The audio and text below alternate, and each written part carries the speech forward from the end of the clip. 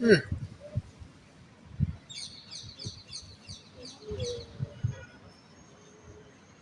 Bonsoir à tous, bonsoir à toutes. Bien.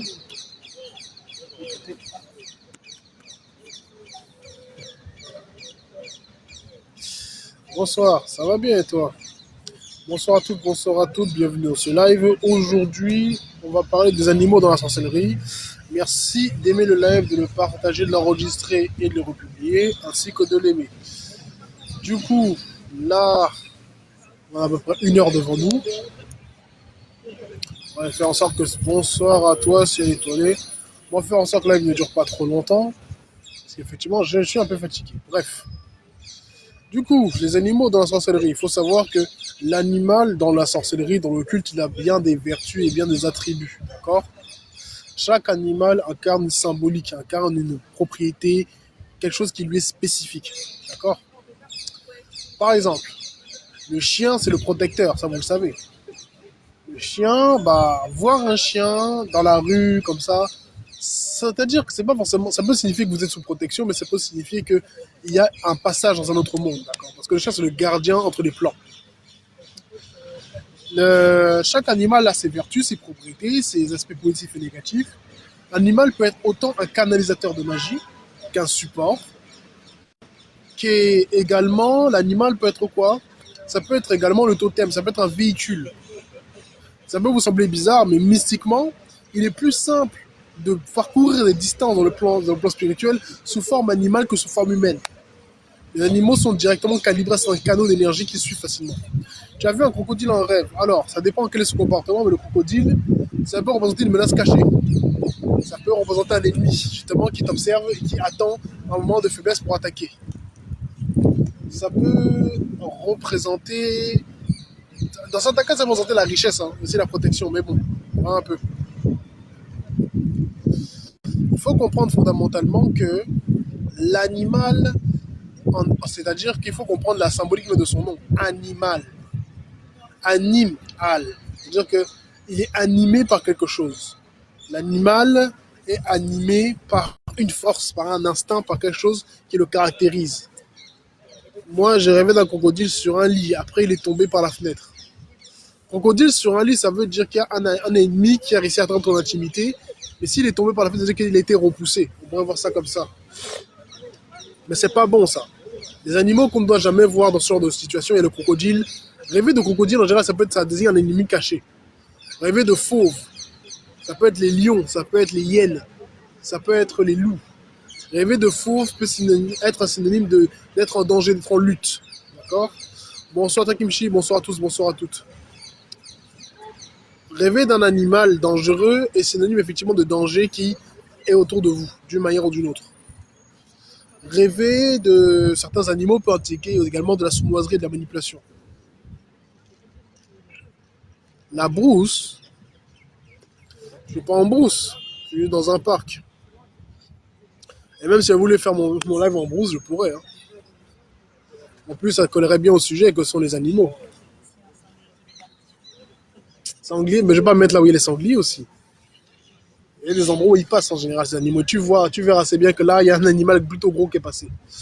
Donc, quand tu croises un animal en forêt, quand tu vois un animal dans la rue, quand tu as certains états, par exemple, tu réfléchis, tu vois un animal, il y a un message qu'on veut te transmettre. Ça, c'est un exemple. De la même manière, quand tu vois des animaux en rêve ou en vision, c'est toujours des messages précis qu'on veut te donner.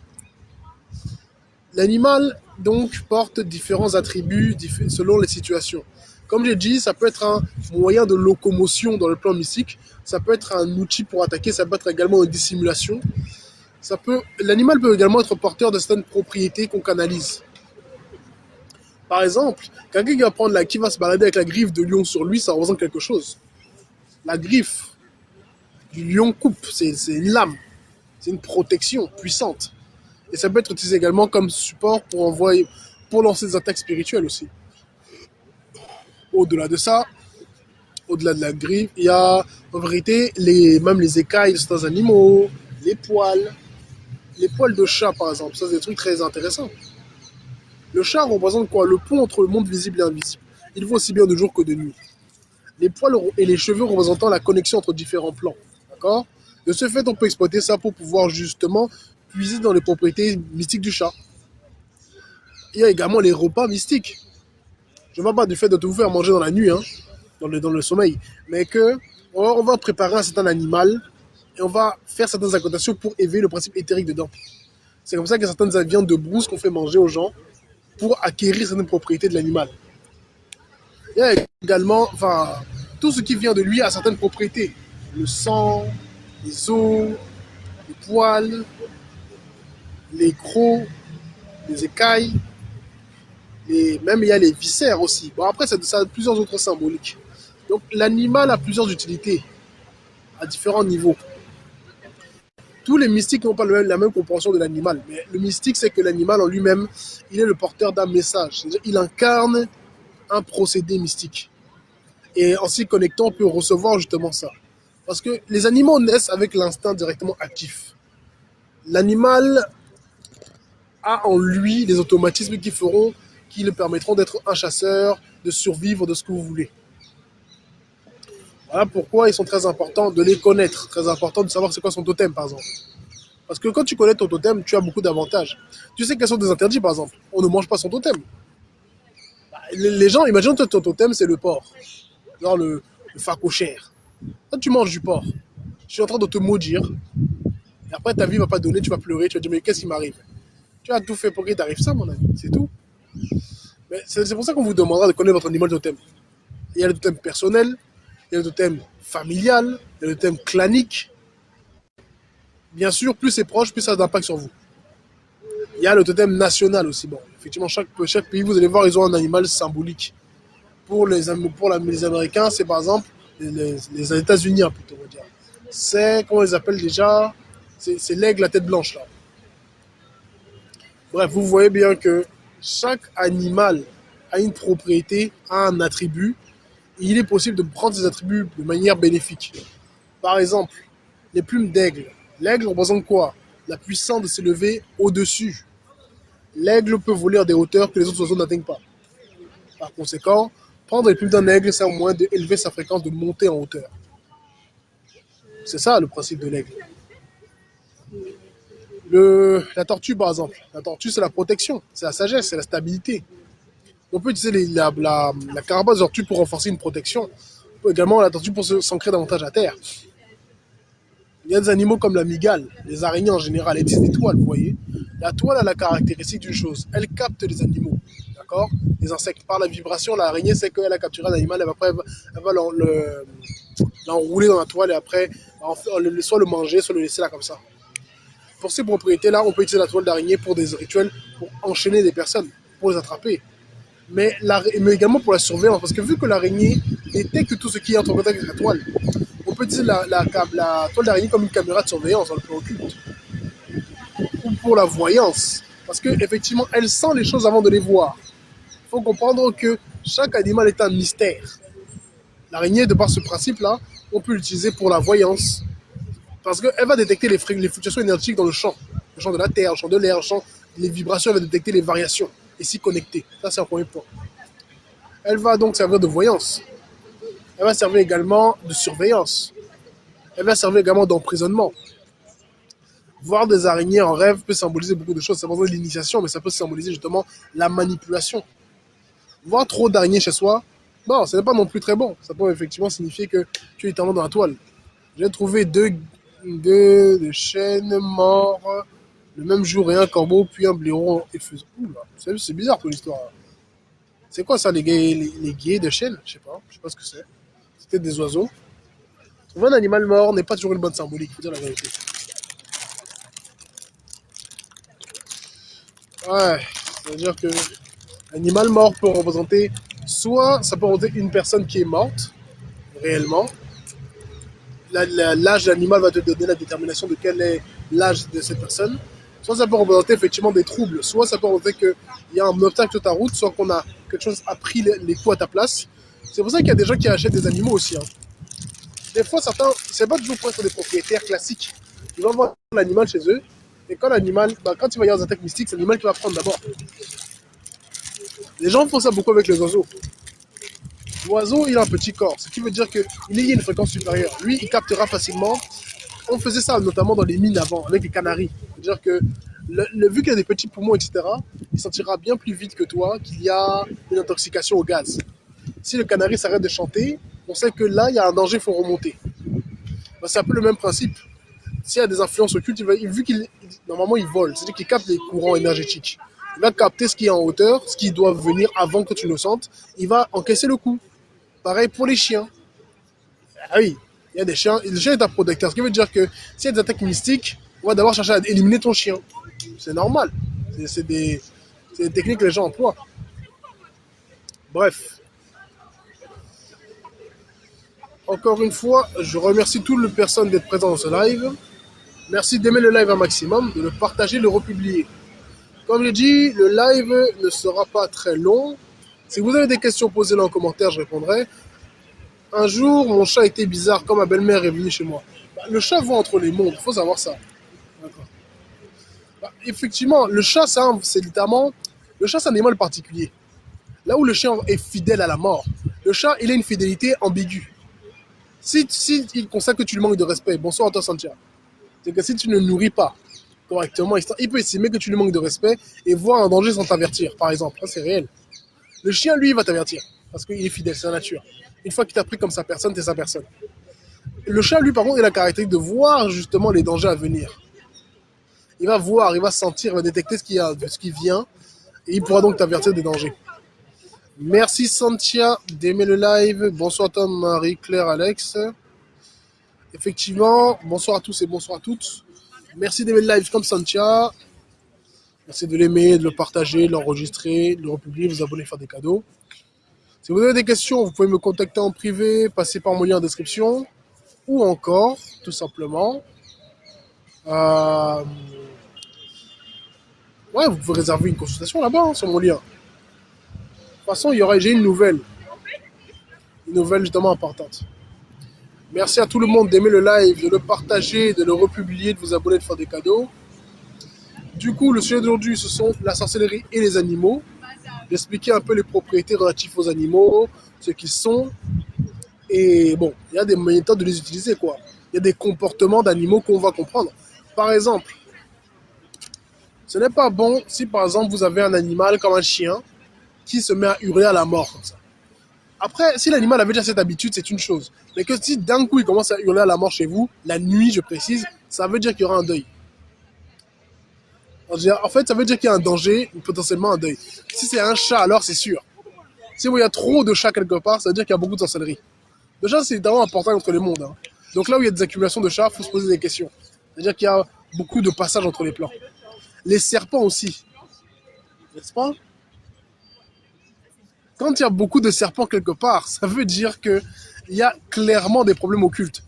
Le serpent représente l'énergie qui circule. Quand tu as beaucoup de serpents quelque part, c'est-à-dire qu'il y a une abondance d'énergie et peut-être des courants qui ne sont pas stables. Sur tout ça. Ça, c'est un truc. Il y a des animaux aussi comme la chauve-souris. Les chauves-souris en abondance, c'est pas bon. Hein. La chauve-souris, c'est la messagère des royaumes souterrains. Elle représente l'initiation profonde et même violente. Quand il y a beaucoup de chauves-souris quelque part, ça peut signifier qu'il y a une mauvaise sorcellerie qui est à l'œuvre. Pour ceux qui sont du Cameroun, vous connaissez Bastos. Moi, je peux témoigner qu'à Bastos, là, bonsoir à toi, Mélana, à chaque coucher de soleil, tu vois les chauves-souris comme ça, on est ça qui volait. Chez nous, il fait vers 18h la nuit, il commence à venir. Donc 18h, vers 17h30, 18h, t'as les chauves-souris, ça vole, ça vole, ça vole. Ça noircit même le ciel. Oui, tu t'amuses. Mais Bastos, c'est le coin où il y a tous les ministres, tous les gens, vous voyez avec les sous là-bas au pays. Donc, on sait, en fait, quand tu vois ça, tu sais que... on sait tout, c'est tout. Pareil, les mouches. Quand tu vois, il y a trop les mouches chez toi, c'est pas bon. Parce qu'il faut savoir que la mouche, c'est un animal qui a une double symbolique. Elle représente... Elle représente autant le déclin, parce que oui, la mouche, elle bouffe les cadavres, vous savez, tout ça. Elle est liée à la puanteur, à la dégradation. Mais elle représente également, justement, comment on appelle ça? Une forme d'abondance. Mais c'est pas bon, la mouche, ça peut représenter un espion aussi. Les espions. Quand tu vois trop de mouches chez toi, surtout que ta maison n'est pas sale, ça ne pue pas, T'as les mouches, t'as les mouches, t'as les mouches. Bah, faut pas poser mille et une questions, tu sais qu'il y a un bourbier qui se passe. À part ces genres d'animaux, en fait, il y a beaucoup d'animaux sur cette terre, ils ont chacun leur symbolique. Chacun a des vertus, des propriétés. Ah, les, les cafards et les rats, c'est la vermine. Faut bien entendre les mots. Quand on vous dit c'est la vermine, c'est pourquoi.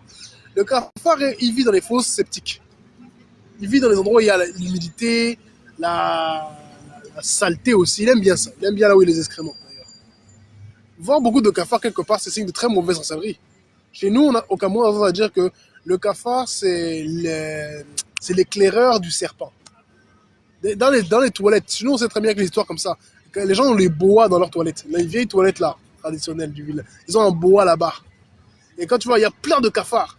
Moi, du côté maternel, il y avait une tante comme ça, une grande tante, qui avait une maison. Dans une arrière-cour de la maison, elle avait des toilettes. Les toilettes traditionnelles, vous voyez, un peu comme chez nous là. T'as le trou là, comme ça. Et à certaines heures de la nuit, il y avait les cafards qui sortaient là-bas. Pas un, pas deux, comme ça. Voum, voum, voum. Et tout le monde savait qu'elle avait un serpent là-bas. Oui, vous blaguez, hein. Mais les animaux savaient que les magies sont les plus directes et manifestes aussi. Il y a la magie élémentaire, bien sûr, qui donne des résultats assez spectaculaires. Mais il y a la magie totémique avec les animaux. Elle donne des résultats assez palpables aussi. Il y a les animaux qui servent à la surveillance. Il y a les animaux qui servent également à emprisonner. Il y a des animaux qui ont des vertus pour voler les énergies des gens ou pour donner. C'est pour ça qu'on fait certains sacrifices animaliers. Parce que l'animal a certaines propriétés qu'on va canaliser via le sacrifice et le sang pour avoir certaines choses. Par exemple, pour voler la grâce des gens, il y a des trucs comme ça. On prend la peau du caméléon, on brûle et on prend les cendres. On réduit ça en poudre. Quelqu'un utilise ça, il fait certaines incantations. S'il s'enduit les mains de ça, il te salue, c'est fini pour toi. Ou tu lui donnes l'argent, c'est fini pour toi. Parce qu'en gros, le caméléon, il change de couleur. Le caméléon change de couleur. C'est-à-dire qu'il possède la propriété de s'attribuer différentes fréquences énergétiques. Par conséquent, quelqu'un qui a certaines intentions, qui connaît le principe, peut canaliser ça pour voler ce qui n'est pas à lui. Chaque animal a des propriétés. Salut à toi, Farid. Merci d'avoir republié. Chaque animal a des fonctions. Il peut servir en bien ou en mal. Bien sûr. Il y a des animaux qui sont clairement orientés pour le mal, il faut le reconnaître. Parce que c'est plus simple. Par exemple, le moustique peut être mystiquement utilisé pour voler. Le moustique, ça peut être un intrus, ça peut être un espion, ça peut servir au vampirisme. Il y a des gens qui contrôlent les moustiques, littéralement. Les fourmis dans la maison, c'est pas bon, ça c'est la ruine, ça. Bien sûr, arrange-toi à ce qu'il n'y ait pas de cause matérielle à ça. Il faut bien comprendre une chose. Quand tu exclus les causes rationnelles et normales, il faut commencer à observer du point de vue occulte. Mais les fourmis dans la maison, c'est pas bon. Hein. Les fourmis, qu'est-ce qu'elles foutent dans la maison? Elles bouffent tout. C'est normal. Elles vont chercher le sucre, la nourriture. Par conséquent, qu'est-ce que ça indique? Fourmis dans la maison, c'est la ruine. Quand tu as beaucoup de fourmis, là, c'est pas bon. Surtout que si tu t'as... Il y a des genres... Moi, j'ai déjà vu ça, des genres de maisons où tu mets les produits, tu fais tout. Bon, pendant 1 ou 2 jours, tu n'as plus de fourmis, tout va bien. Après, elles reviennent encore en masse. Tu dis, oh, c'est pas naturel, ça. Tu cherches le nid, tu casses même le nid. Tu détruis tout. Ça peut... En fait, il y a des cas comme ça. Si tu ne règles pas ça du point de vue occulte, ça ne sert à rien. Le truc va revenir. Encore et encore. Les fourmis, les cafards, les mouches. Si tu exclus les causes naturelles, c'est souvent mauvais signe de les voir trop. Les chauves-souris, en abondance, là, c'est souvent signe de mauvaise sorcellerie. Ça, en fait, déjà que chaque animal a une propriété et on peut analyser ses vertus par rapport à tout ça. C'est-à-dire qu'il y a des animaux comme le taureau. Par exemple, le taureau, c'est quoi? Le taureau, le bœuf. Surtout le taureau, parce que le bœuf, c'est quand il est castré. Le taureau. Il représente la force, la puissance de mouvement, la vitalité, la virilité. C'est pas pour rien que chez les Asiatiques, il y a cette tendance à penser que la corne de taureau a des propriétés justement qui donnent une vigueur sexuelle, par exemple. Parce que l'animal porte en lui-même ces attributs-là. Et la corne, étant donné que ça touche vers le ciel, ça a donc des propriétés de ce qui canalise ce qui vient d'en haut. Parce que le taureau, lui-même, tu regardes, il a quatre pattes, 2 corps. Et donc, il est 4, posé au sol, stable. Et les cornes le connectent au ciel. 2. 4, le carré. 2, la relation. Donc, la structure et la relation. Donc, c'est le mouvement. 4 et 2, ça fait 6. Comment se protéger quand on mange une personne dangereuse, douteuse? Bah, on ne mange pas chez elle, tout simplement, déjà de base. Ou tu t'arranges poliment à dire que tu es au régime ou je sais pas quoi. Parce que quand tu vas manger quelque chose, tu es en train d'assimiler l'énergie. Tu sais pas comment elle a travaillé sa chose. Et il y a des gens, vous vous amusez. Des go, ils mettent leur menstru dedans. Des hommes, ils mettent leurs semences dedans. Parfois, ils prennent les poils, cheveux, poils, ils, ils réduisent ça, je sais pas comment. Ils foutent ça à l'intérieur. Merci pour le cadeau. Ou ils vont te mettre d'autres choses bizarres. Mais elle insiste, et alors? C'est obligé? Non. Tu sais qu'elle est bizarre. Si toi tu vas manger des ailes, moi, tout ce que tu pourras faire, ce sera du palliatif. Parce qu'une fois que tu vas chez une personne, ça veut dire que tu acceptes d'aller chez elle. Tu sais qu'elle est bizarre. Toi, tu manges sa nourriture. Moi, je suis désolé, hein. Il y a des cas, c'est à vous de voir. Hein. Vaut mieux une dispute familiale plutôt que ta vie soit mise en danger. Parce que pourquoi elle veut te faire manger? Pourquoi elle insiste? Pose-toi des questions. Il y a des cas comme ça où une personne veut absolument que tu manges telle nourriture. Absolument que tu portes tel vêtement. Ou que tu rencontres telle personne. Mais des fois, c'est que la personne a fait son guet-apens, elle a préparé et tu t'amuses. C'est délicat. Peut-être. Quelle est ta technique efficace pour faire un voyage astral? Moi, je ne suis pas expert des voyages astro, pour te dire la vérité. J'ai technique efficace. Peut-être que ça sera sur notre live. Tu l'as vu en rêve avec 2 crocodiles. Ça veut dire qu'elle n'est pas seule. Les crocodiles peut signifier qu'il y a plusieurs personnes qui l'aident ou des entités et qui ne sont pas bien intentionnées à ton égard. Le crocodile, il faut rappeler comment il chasse. Il est dissimulé et après il frappe. C'est ça le truc. Mais il faut, moi, je vous dire une chose en toute sincérité. La famille, là, ce n'est que de bouche. Soit disant c'est le sang. Moi, la famille, ce n'est que quand tu me montres que tu es de la famille. Que tu es quelqu'un qui est respectueux. Ouais, l'étymologie du mot famille, c'est... euh, Oui, oui, c'est vrai que la famille, c'est-à-dire, c'est une maison d'esclaves, la famille. Normalement, dans l'étymologie. Faudrait que je revoie ça. Mais les histoires de famille, là, moi, je vous dis, hein, même si tu es qui, à partir du moment où tu fais la mauvaise sorcellerie contre moi, tu n'es plus mon ami, tu n'es plus ma famille. Il n'y a pas de, oh, c'est le sang. Mouf. Donc, toi, tu penses que tu vas me finir, je vais sourire avec toi. Alors, l'étymologie du mot famille. L'étymologie du mot famille, pour ceux qui posent la question. Le mot famille vient du latin familia, qui désigne à l'origine l'ensemble des esclaves et des serviteurs famulus, vivant sous le toit d'un maître. Voilà ce qu'on appelle famille, là. Ou on devrait plutôt dire le clan, ou la lignée, ça serait plus approprié que dire famille. Comment tu fais pour annuler de l'argent qu'on t'a donné en rêve négatif? C'est le pire que... Il y a l'héritage. Bah oui, dès qu'il y a l'héritage, et même avant. Hein. Alors, quand tu as de l'argent mystiquement qu'on t'a donné en rêve, ça dépend de la somme qu'on t'a donnée. Si c'est des billets, tu prends des billets. Si c'est des pièces, tu prends des pièces. Il faut faire après certaines choses avec l'huile rouge, avec certaines incantations pour casser ça. Il y a 2 jours, avant, j'ai rêvé de 2 juifs qui voulaient me faire manger bouffe à base de... Hey qui rigole. Les excréments dans les rêves, c'est très mauvais. Ça représente En fait, si quelqu'un te met les excréments, c'est comme vraiment on te salit, on te dégrade. Donc ça, là, c'est mauvais signe. C'est-à-dire, c'est toujours synonyme, effectivement, de... Comment on va appeler ça?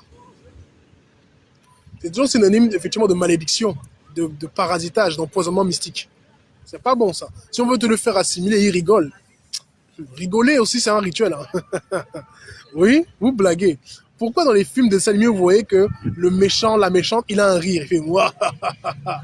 Mais ce rire-là, ce n'est pas ça plus rire que ah, je m'amuse. C'est que quand tu rigoles, c'est quoi? C'est-à-dire que tu es content, ta fréquence s'élève. C'est une manière de montrer effectivement que tu as gagné. Quelqu'un qui fait quelque chose qui... Bon, pouvez-vous enlever les mauvaises entités? Je peux enlever ça effectivement en bodyland.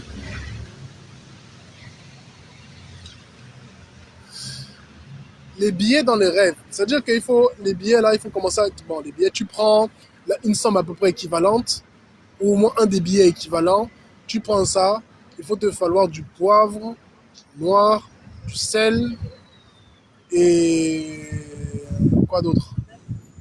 Il faudra aller au bord de l'eau pour ça, parce que ça, tous les rituels qui bloquent l'abondance, il faut aller à l'eau.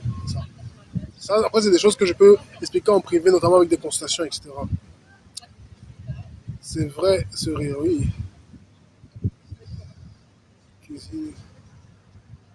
Salut à toi, Timo. Moi, je m'intéresse au cabal, pourquoi j'ai vu. Mais en fait, c'est-à-dire que si quelqu'un vient te faire, pas besoin de me donner ta photo. Ça dépend des cas. Tu fais ça par PayPal, il y a le lien dans ma description pour faire le paiement. Tu fais que c'est par. Ouais, il y a un lien pour des consultations. Les excréments, c'est les esprits de rejet, c'est également les esprits de. C'est l'empoisonnement mystique.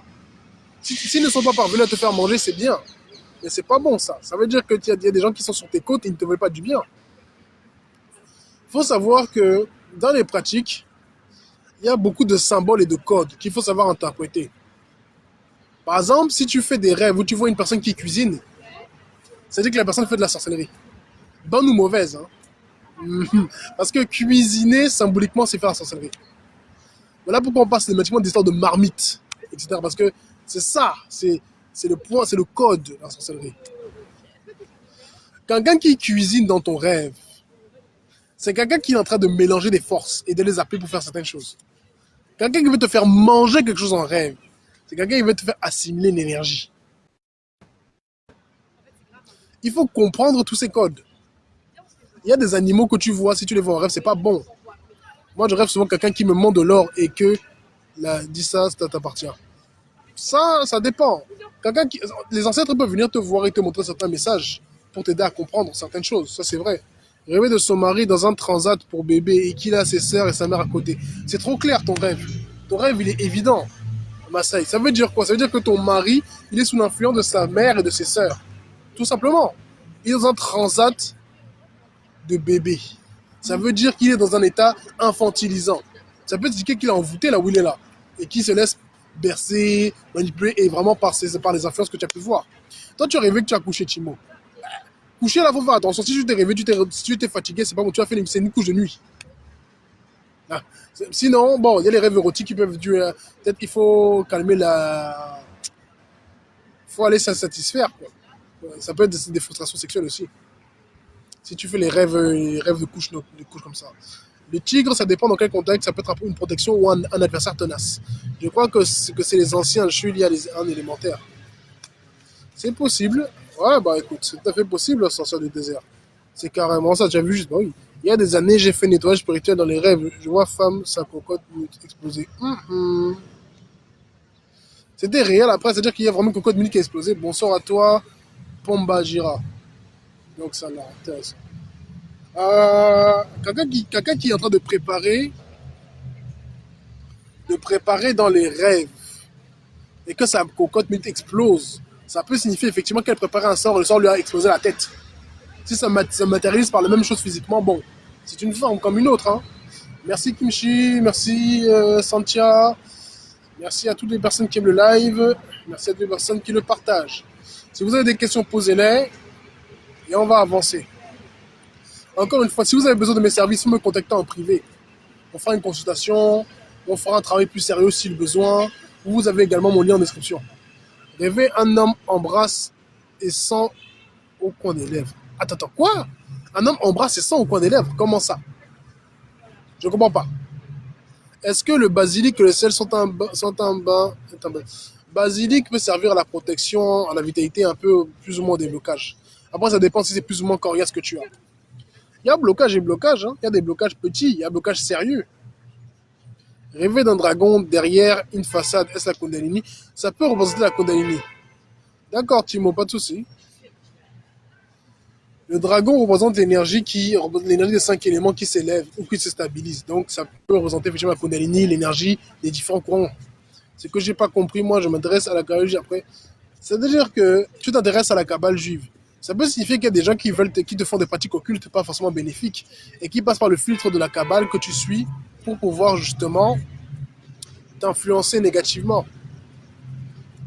Il y a toujours des signes assez clairs en fait. Quand tu fais des genres de rêves, il faut considérer qu'on t'envoie des messages. Et les messages sont souvent très clairs. Hein. C'est souvent nous qui faisons les sourds d'oreille. En tout cas, comprenez bien que, comme j'expliquais par rapport aux animaux, le totem d'une personne dit beaucoup de choses d'elle et de ses capacités. Il y a des gens, des spécialistes en ce genre de magie. Hein. Quelqu'un pour t'attaquer, il ne va pas venir avec son corps physique. Si tu as une voyance plus ou moins développée, tu pourras le voir faire. Sinon, tu vas juste voir un animal qui t'attaque dans les rêves. Il y a des cas où tu vas voir comment ça la personne se transforme en animal et te suivre. C'est une capacité de voyance que tu. C'est vraiment que tu vois ce qui arrive avant que ça ne se manifeste. Oui.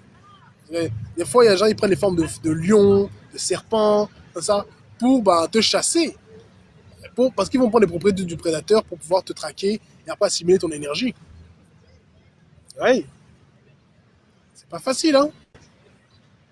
Beaucoup de gens ici dehors souffrent. Ah si, hein. On n'est pas ensemble. Sincèrement. Parce que moi, j'ai déjà ma part à gérer. Rêver d'une femme décédée, d'un ami proche près d'un cours d'eau avec une queue de serpent. Oh, attends. Quelqu'un de décédé déjà, le voir proche de l'eau, c'est qu'il est dans un état de transition vers un plan ou un autre. Ou il est peut-être mort dans l'eau. C'est possible. Mais avec une queue de serpent, ça peut dire qu'il est devenu autre chose de l'autre côté. Tu penses quoi si on met une image dragon sur chapeau dans terrasse des courses? Une blanche, oui, mais même, ça peut signifier quoi? Ça peut signifier qu'elle travaille avec l'énergie des esprits des eaux douces et qu'après la mort, bah, elle est allée avec ce genre d'esprit ou qu'elle-même s'est transformée en autre chose. Qu'elle soit blanche ou noire n'a aucune importance. Le problème, c'est que beaucoup de vous, moi je parlais en général de la communauté noire, vous pensez que parce que quelqu'un est blanc, il ne pratique pas. Ça, c'est une erreur. Hein. Moi, j'ai vu de mes yeux qu'il y a beaucoup de blancs là, ils pratiquent. Ne croyez pas que parce que c'est Mundele, ils ne pratiquent pas. Ils pratiquent bien même. C'est-à-dire que le dragon peut cristalliser du positif, surtout si tu le charges correctement. Il peut représenter ça. Effectivement, en vérité, par exemple, vous savez qu'il y a des animaux, on ne met pas certaines représentations d'animaux dans certains endroits. Par exemple, les fauves, les félins, ne mettez pas ça dans le salon. C'est pas bon. Au plaisir, ivoirologie. Parce que le fauve représente la force, mais également le conflit. Tu mets ça dans ton salon, tu appelles le conflit. Ça va donner des tensions dans le foyer. Voisin un serpent à gauche de la route qui est mort, votre avis, monsieur? Le serpent, c'est la transformation. Oh, derrière toi, regarde. Calme-toi, c'est rien de bizarre, regarde, vous voyez ce qui est posé là. Tu la vois normalement. Faudrait toi, tu vas voir.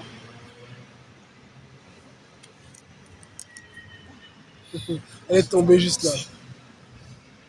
Le fait est que le serpent représente la transformation, l'altération, etc. Le côté gauche représente le point d'ancrage, la mémoire. Voir un serpent mort à ta gauche, ça peut représenter qu'il y a soit quelque chose qui s'est transformé en toi, soit que tu as vaincu quelque chose, soit qu'on t'a coupé de quelque chose. Ça dépend de ce que tu as ressenti en le voyant. Je vois beaucoup de pasteurs évangélistes sur le mur cadre de lion.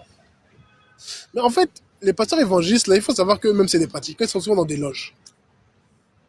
Et le lion, ça représente une appartenance, parce que les lions fonctionnent en groupe, vous savez. Et le lion, ça représente. Le lion est féroce. Hein. C'est un combattant, c'est un gardien, mais ça peut également représenter les histoires où ça mange les gens, mystiquement. Parce qu'il y a certaines propriétés.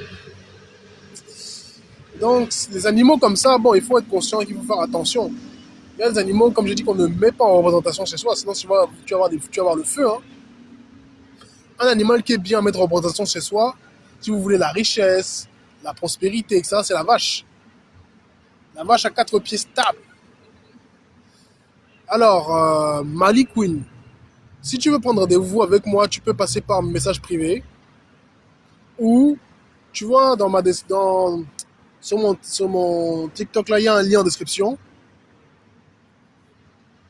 et c'est un lien Beacons. Tu cliques dessus, tu vas arriver sur quelque chose et tu pourras voir justement pour prendre une consultation là-bas.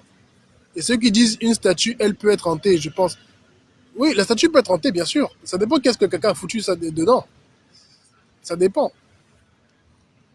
Toi, dans ton cas, alors, Zouapina, ça veut dire qu'effectivement, que tu as eu le serpent mort à ta gauche, que tu marchais, je ne sais pas si tu l'as vu dans le monde éveillé ou dans le monde des rêves, ça veut dire que effectivement, tu as vaincu, que tu as dépassé quelque chose qui s'est révélé dangereux. C'est passé, c'est bien, c'est très bien.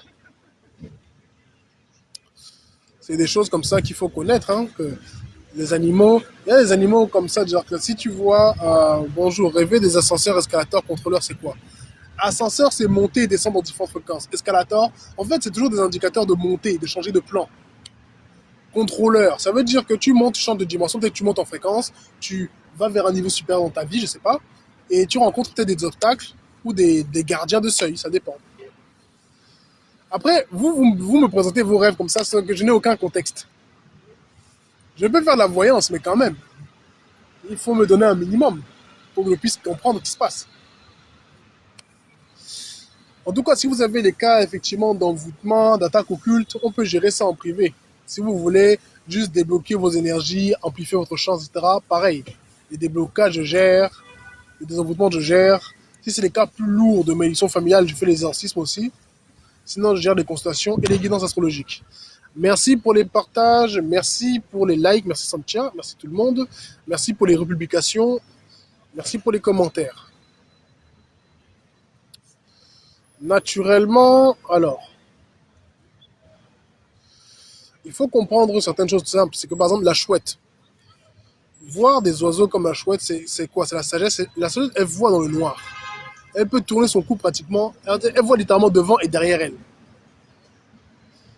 Avec les différents cadeaux. Ah, c'est vrai. Les voyances, je les fais avec différents cadeaux. Après, là, ça fait 31, 36 minutes. Je ne ferai pas plus de 2 voyances aujourd'hui. Maximum. Moi, j'ai remarqué, il y a des cartes anciens pendus, les decks, la sorcellerie, mais ils donnent piste. Attends, quoi? Ah. Alors, les cartomanciens, les gars du pendule, ils peuvent t'aider, hein, ça dépend. Ça dépend, ça dépend. Bref. En tout cas, il faut bien comprendre certaines choses simples. La plupart des pratiques occultes, en général, elles vont se manifester par différents symboles. Les animaux, les végétaux, beaucoup de, les symboles en rêve, etc. Savoir les interpréter pourra faire la différence et vous allez sortir de certains de bourbier. Il y a des gens, vous rêvez des trucs très bizarres là, et je sais pas comment vous faites pour rester comme ça. Les rêves, par exemple, où il y a un animal qui te mord, c'est jamais bon. L'animal représente quoi? L'animal représente une vertu, une énergie qui est utilisée dans certains buts. Quand on mord, c'est qu'on va t'inoculer une énergie, qu'on va te prendre une énergie. C'est pas bon, hein? Si tu te fais mordre par un serpent, c'est trop clair. Ça veut dire que non seulement on t'a mordu, on a atteint ton corps énergétique, mais on t'a inoculé l'énergie. Résultat, tu vas commencer à avoir des problèmes de santé, problèmes. En fait, ça dépend aussi où il a mordu, hein. Mais souvent, le plus typique, c'est les problèmes de santé et l'affaiblissement généralisé. Intéressant. Tout ça, en fait, les rêves vont toujours vous indiquer ce qui peut se passer dans le plan subtil. Après, il y a beaucoup de choses comme ça. Il y a également les apparitions dans le plan physique. Si tu vois certains animaux, il faut considérer que c'est des messages. Bien sûr, bon, il y a des endroits où tu sais qu'il y a tel animal qui passe. Après que tu vives à côté d'un endroit où certains animaux vivent, ça peut être intéressant à interpréter au niveau symbolique. Mais bon, bref. Donc, ça, j'ai parlé un peu de ça. Les animaux. D'accord. Les animaux, donc, peuvent servir de beaucoup de choses. Attaquer. Pendant 5 ans, je me suis fait attaquer morceau de serpent. Ça, c'est mauvais, ça. Ça veut dire on t'a mordu. C'est-à-dire qu'il faut faire attention, faire des purifications internes. Parce qu'il va y avoir des dépôts. Parce que quand on te fait un sort, le plus dangereux n'est pas toujours le sort lui-même, mais le dépôt qu'il va générer en toi. Et ce dépôt va avoir des effets négatifs sur ta santé, tes finances, tes relations et tes capacités occultes aussi. Ça arrive. Mais bon, le fait que tu aies vu un serpent mort, vu que tu te faisais mordre régulièrement, ça peut signifier que tu aies réussi à venir à bout de ce qui t'attaquait et te dérangeait. C'est bien ça. En tout cas, ça, c'est des choses comme ça à connaître. Hein, parce que les morsures d'animaux, il y a aussi les morsures des chiens dans les rêves. Il y a quand tu te fais poursuivre par des chiens en rêve, ça veut dire quoi? Se faire poursuivre par des chiens en rêve, la poursuite, c'est toujours, c'est-à-dire que tu as perdu le premier combat. Dans le plan invisible, il se passe beaucoup de choses. Les rêves sont des indicateurs. Si les chiens commencent à te poursuivre, c'est-à-dire que ton énergie, elle est comprise, elle est détectée, et en étant détectée, tout simplement, tu te fais harceler. L'harcèlement mystique, il a pour vocation à pas que t'affaiblir. Il a pour vocation surtout à te mettre hors d'état de nuire au bout d'un moment.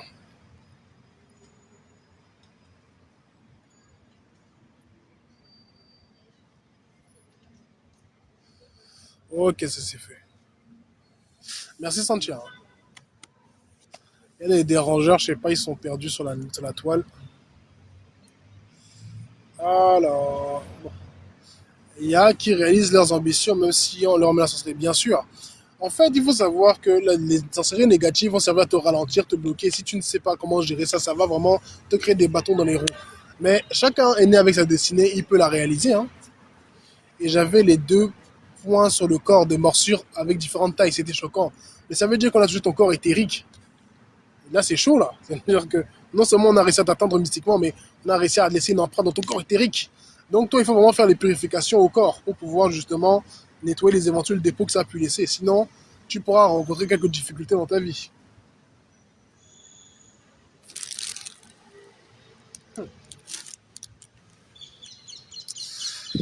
Bref, ça fait 40 minutes, 41 minutes. Il reste environ 19 minutes avant que je mette fin au live. Donc, si vous avez des questions, posez-les, j'y répondrai. Merci à toutes les personnes qui aiment le live, qui le partagent, qui le publient, qui s'abonnent, qui font des cadeaux, qui le commandent dans le respect, l'importance et la bonne humeur. Si vous avez besoin de mes services, contactez-moi en privé, soit via mon lien en description, soit via mes messages privés, hein. Et aussi, mon site est désormais publié. Je veux le mettre en description, faire une vidéo pour le présenter. Parce que ça m'a pris du temps. Il n'est pas encore complet. Il reste encore 3 formations que je dois terminer pour mettre dessus. Mais dans l'absolu, il est bien. Il est fait, il est efficace. Bref. Si vous n'avez plus de questions, bon écoutez, je ne vais pas non plus trop m'éterniser. C'était un live rapide, hein, parce que ça fait un moment que je n'ai pas fait de live. Encore une fois, si vous avez besoin de mes services, contactez-moi en privé ou passez via mon lien. Merci d'aller donner de la force à ma chaîne TikTok, à mes autres chaînes via mon lien en description. À aimer les vidéos, les partager, les enregistrer, les republier, les commenter dans le respect, la patience et la bonne humeur. À part ça,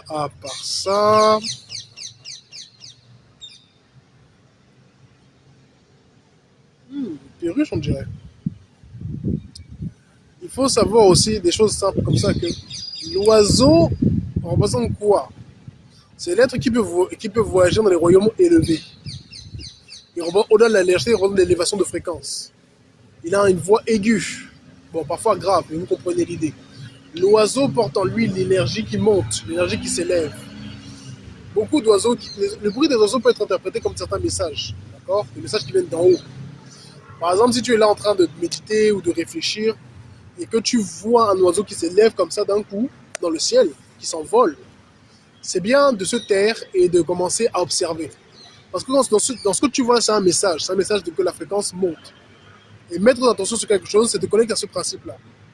Tu peux commencer à avoir après une idée innovante qui arrive, hein, parce que l'animal porte son principe et il l'incarne. Tout simplement. Et quand les gens déposent des plumes d'oiseaux devant chez toi, ça veut dire quoi? Oh. La plume représente l'élévation, la plume représente également la guidance, mais quelqu'un peut dire ça de manière nuisible. Parce qu'effectivement, la plume est porteuse de quelque chose. L'oiseau porte. On sait que les oiseaux sont porteurs parfois de certains parasites, etc. Donc ça peut signifier que c'est un sort qui utilise l'air. On t'envoie. Ça dépend, hein. Ça peut être négatif, effectivement. Ce n'est pas que positif. Comme tout animal a ses vertus positives et négatives. Par exemple, l'araignée a des propriétés liées à la guérison aussi, à la protection. Pas que à la surveillance et au contrôle. Ça, c'est des choses comme ça importantes à connaître. Euh, oui, l'araignée est aussi créatrice. L'araignée peut représenter la création, elle peut représenter la protection, elle peut représenter beaucoup de choses. Bonsoir à toi, Joey Lagrande. Donc oui, chaque animal a une propriété symbolique qu'on peut utiliser, qu'on peut canaliser. Le serpent peut représenter la mauvaise sorcellerie, l'attaque occulte, la sournoiserie, etc. Mais il peut également représenter la transformation, la puissance occulte, l'initiation et l'éveil. S'il y a trop de plumes, c'est pas bon. Parce qu'il faut savoir que là où il y a trop de plumes, c'est un oiseau qui se dépouille aussi. Ah, tu parles d'araignées. S'il y a trop d'araignées, ce n'est pas bon. Mais quand il y a un animal en trop grande abondance près de toi, ça peut être négatif. La grossesse aussi, c'est pour le serpent. C'est vrai que le serpent peut être lié à la principe de la grossesse. Ça, c'est vrai. Même si en général, il y a des animaux qui vont être plus adaptés, en parenthèse, ce qui correspondra par exemple à la vache, à ce genre d'animaux, quoi, qui vont être associés plus à une forme de maternité. L'éléphant femelle aussi, qui représentera la sagesse, la protection du groupe. Tout ça, tout ça.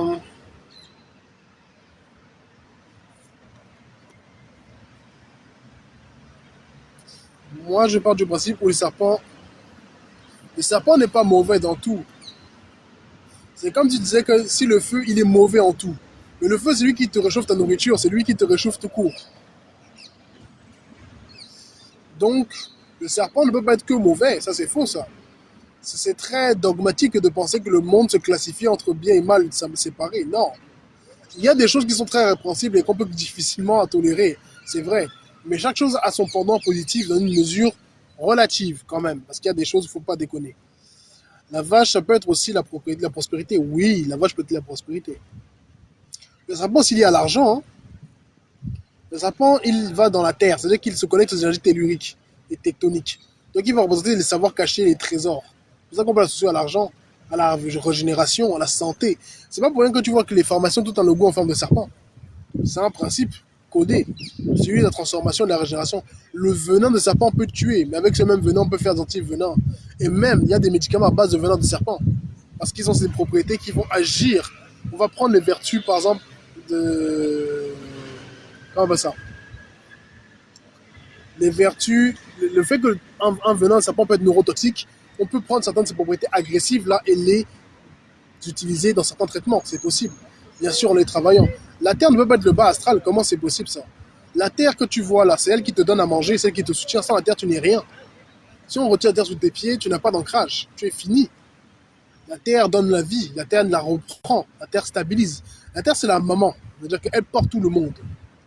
Elle a une symbolique masculine et féminine.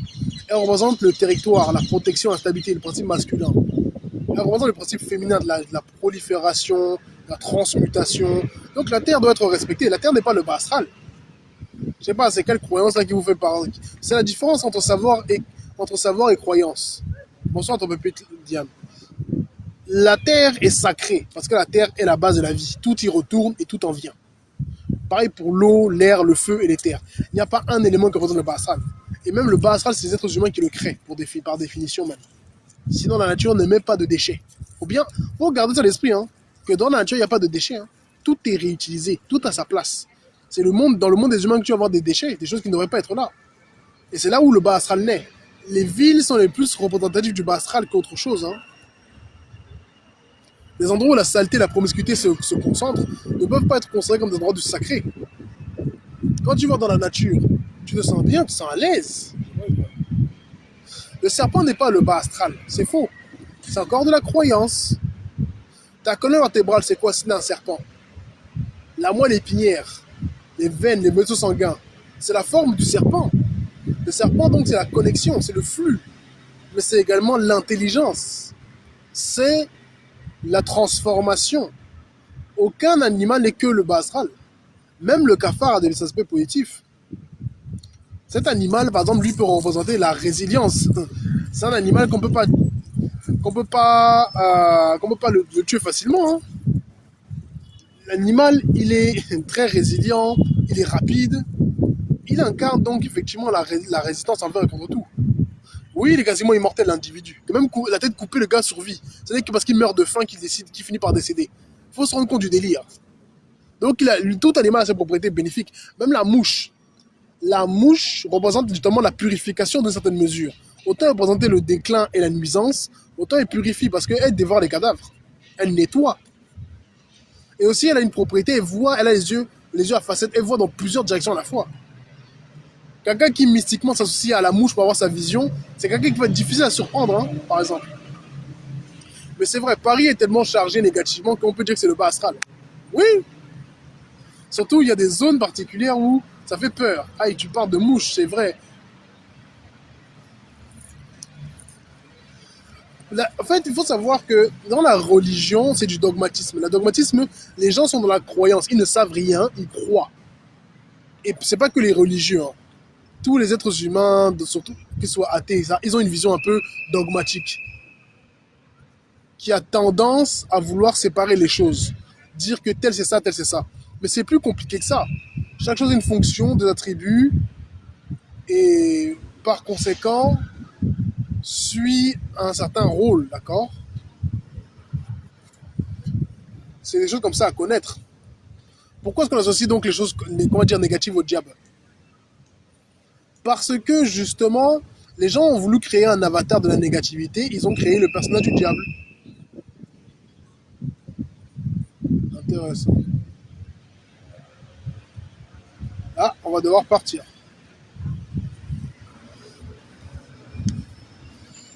On est dans un parc là, mais on va devoir quitter ici. Alors, 51, il me reste 9 minutes avant la fin du live.